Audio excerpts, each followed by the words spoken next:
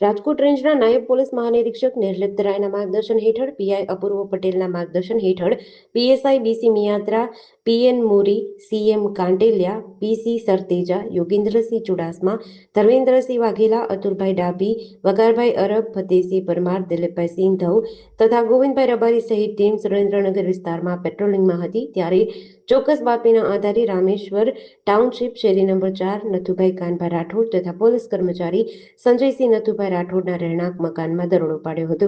તપાસ દરમિયાન આરોપીઓ ગ્રાહકો પાસેથી શેરબજારના શેરોના ભાવમાં વધઘટના આધારે સોદો મેળવી કોઈપણ પ્રકારના લાયસન્સ કે કાયદેસર મંજૂરી વગર અલગ અલગ બ્રોકરો મારફતે તેની કપાત કરાવી ગેરકાયદેસર નેટવર્ક ચલાવતા હોવાનું સામે આવ્યું હતું.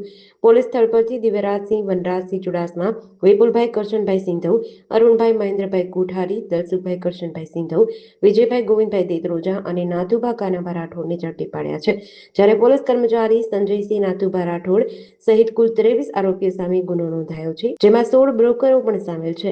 દરોડા દરમિયાન 10 laptop, 29 mobile phone, 4 pen drive, notebook, રોકડ રકમ, વાઈફાઈ ઉપકરણો અને ચાર્જર સહિત કુલ ₹3,07,000નો મુદ્દામાલ કબજે કરાયો છે. જોરાવરનગર પોલીસ સ્ટેશનમાં જુગાર ધારાની કલમ 4 અને 5 હેઠળ ગુનો નોંધી તપાસ હાથ ધરવામાં આવી છે. જીટીસી ન્યૂઝ સાથે દિનેશ ગાંભા સાથે ઋતુલ ધામેચા, સુરેન્દ્રનગર.